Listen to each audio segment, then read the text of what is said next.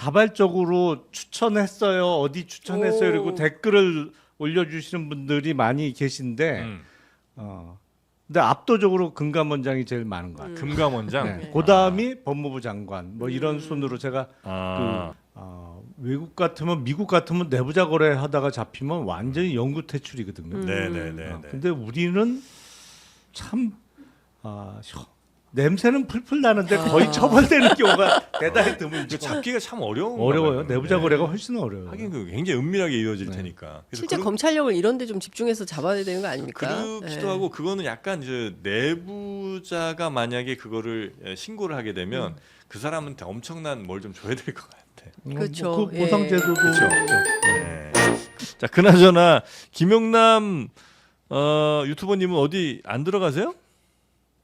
그러니까 예를 들면 뭐 입각이라든지 아니면 뭐 많잖아요. 금융감독원 등등등. 아직 전화가 없네요. 전화에 문제가 있는 것 같아요. 아니 근데 지금은 전화기를 바꾸세요. 인터넷 지금은 비교원에서. 전화를 바라볼 때가 아닙니다. 그러면요. 지금은 국민을 바라봐야죠. 국민 추천제. 다음 주 월요일까지 국민 추천제 기간이라. 본인이 계속 쓰고 계신 거 아니에요, 자천으로. 그러네. 그러면 그 국민들을 또 이렇게 압박 내지 설득을 해야 될 거 아니에요. 압박은 어렵고. 아니, 그 방향을 너무 이렇게 분산해서 막 맞아. 무슨 뭐 무슨 장관 금감원장, 안 뭐 되잖아. 거래소 이사장 이런 거 다 네. 정리하고 하나를 좀 몰아가보죠. 특검 어떠세요? 어느 쪽이세요? 특검은 일단 당적 당적 때문에 때문에. 어려울 것 같고. 네. 네. 근데 이렇게 자발적으로 추천했어요. 어디 추천했어요. 그리고 댓글을 올려주시는 분들이 많이 계신데 근데 압도적으로 금감원장이 제일 많은 것 같아요. 금감원장. 네. 그다음이 법무부 장관 뭐 이런 순으로 제가 경력이 그래서 그런지 그 네. 순인데 제일 많은 건 금감원장에 추천했어요라고 댓글 올려주시는 분들이 제일 많더라고요. 네, 거기에 좋아요 누르셨어요? 아니면 한국거래소 거기 추천한 분에게 좋아요 누르셨어요? 아유 금감원장 추천했다고 하는 댓글에 하트 팡팡이죠. 알겠습니다. 금감원장 쪽으로 좀 살살 분위기나 한번 몰아보도록 하겠습니다. 근데 금감원장에 가시면 대체로 이제 뭐 우리나라 금융기관들이 뭐 잘못하고 있는 거 이런 건 이제 잡아내는 거죠? 맞나요?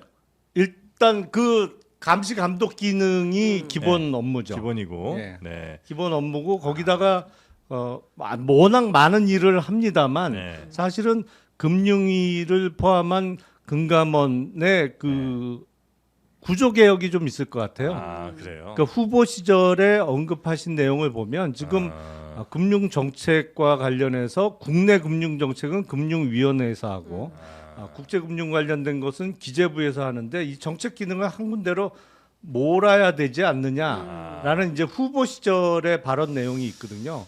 그 내용으로 봐서는 지금의 금융위원회 그 산하의 금감원 체제가 좀 바뀔 가능성이 그렇죠. 커 보여요. 그러니까 금융위는 방향을 좀 정하고 금감원은 좀 관리 감독을 하는 네. 걸로 이렇게 가야죠, 뭐.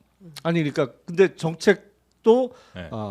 기재부하고 금융위 한쪽으로 모는 거로 그것도 국내 그렇고. 국제 금융 정책을 아마 기재부로 정책 기능은 통합하고 이렇게 좀 네, 네, 바뀔 가능성이 높아 보여요. 아유 그럼 더 할 일이 많아지시겠네. 많아지시겠네. 그럼 이제 금감원장 탁 뜨면 막 증권사만 막 사장들 막 난리 남. 예, 그런 그림이 네. 있을지 모르겠네요. 생각만 해도 좋으신 것 같아요. 아니 지금. 일단 네, 웃음이 추천부터 해주세요. 추천부터 금감원장으로 일단 국민 갑니다. 추천부터. 자, 일단 그러면 금감원 얘기하기 전에 코스피가 네, 2,900 넘었죠? 2,900선을 돌파했습니다. 오늘은 얼마지? 오늘은 아까 2,920에서 왔다 갔다 하는 걸 좀 보고 왔는데. 그래요. 지금 현재 스코어 2,930. 와. 더 올랐네요. 네, 2,930.83. 아. 네, 코스닥은 791. 네, 이렇게 현재 이게 며칠 연속 6일인가 5일 연속인가? 7일 연속으로 7일이에요? 네. 오늘까지 가면 계속 오르고 있죠. 와, 이런 게 참 흔치 않은데. 네. 그렇죠. 대통령 선거 이후로 계속 오르네. 네, 이재명 대통령이 첫 공식 일정으로 한국 거래소를 찾았습니다. 예. 주가 조작에는 원 스트라이크 아웃제를 도입하겠다.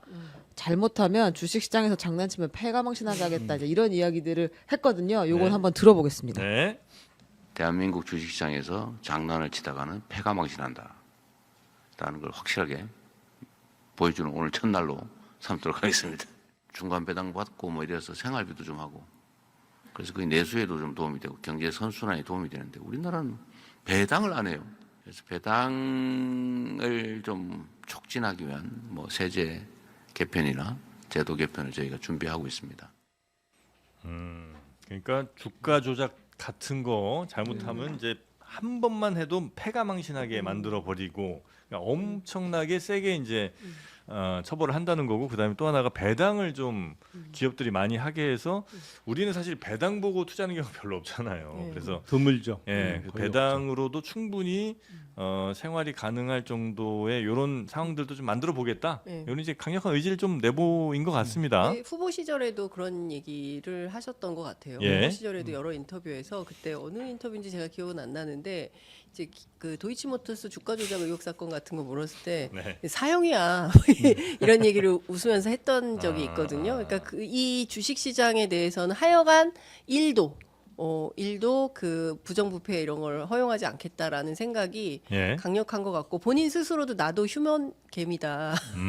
사실 네. 주식 투자를 꽤 했었죠. 그러니까요. 예, 대통령도. 예. 네. 그냥 근데, 현물에만 투자를 한 게 아니고 선물 아, 옵션까지 맞아요. 이렇게 전문가 반열. 전문가 수준이에요. 예. 예. 그래서 이제 이건 사실 많은 주식 투자자들도 되게 원했던 것 중에 하나가 이 주가 조작이 사실 투자자 입장에서는 진짜 힘 빠지거든요. 힘 빠지고 진짜 배신감 느껴지고. 그렇죠. 예. 우리가 근데 처벌 수준이 너무 약한 거는 맞아. 사실이에요. 예. 미국 같으면 주가 조작하다가 잡히면 기본이 몇십 년을 살아야 돼요. 예. 징역형. 맞아요. 근데 우리는 뭐 도이치모터스 주가 조작은 주범부터 다 집행유예로 풀려났잖아요. 네. 그러니까 이게 미국 자본 같으면 시장- 택도 없는 소리예요, 완전히. 자본주의를 완전히 형해화시켜 버리는 그런 네. 범죄인데 이거 용납하지 않잖아요, 네. 전 세계가. 근데 우리만 이렇게 관대한 건지 이 영부인이라서 그런 건지. 그러니까 다른 주가 조작이나 사기 같은 경우도 우리나라가 좀 처벌이 좀 약한 것 같은 느낌이 좀 있어요. 경제사범에 대해서 기본적으로 형량이 약했다가 요새는 그나마 그래도 뭐 높아져요. 금액이 크면 사기 범행도 네. 법률적으로 물론 이제 특경법 위반이 되겠습니다만 네. 징역 뭐 20년 이상도 나오는데 그 전에는 아무리 사기 금액이 커도 10년은 못 넘어갔어요. 요새는 조금 늘어나고 있는 추세는 그래요. 맞습니다.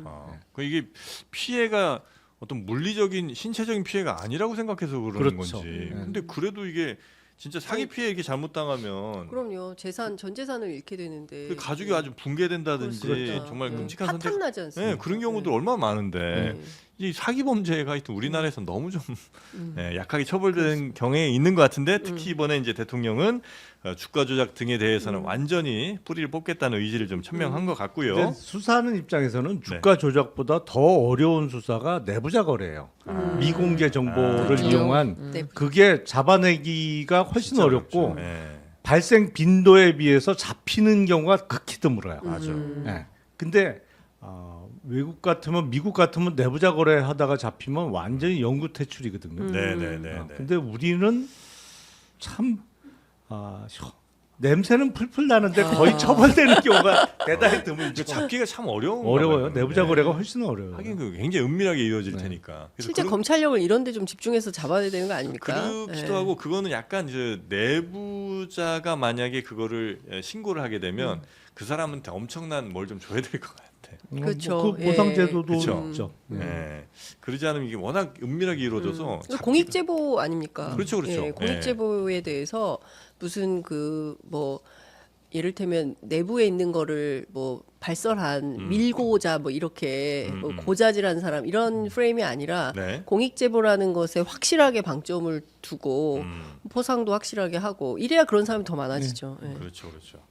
자, 하여튼 그 범죄자들끼리 서로 못 믿는 상황을 좀 만들어줘야 된다. 예, 서로 신뢰가 튼튼하면 안 할 거 아니에요. 둘 다 이렇게 신고를 안 하고 할 테니까 그치. 그걸 좀 깰 수 있게 하여튼 뭔가 먼저 신고한 사람들한테는 하여튼 뭔가 좀 혜택이든 아니면 처벌에 있어서 상당히 면제를 좀 해주고 대신 잡히면 이제 엄청 두드러 패는 뭐 이런 것들을 좀 해야 될 것 같은 느낌은 좀 드는데 네. 어떻게 할지는 한번 이재명 대통령 지켜보도록 하고요.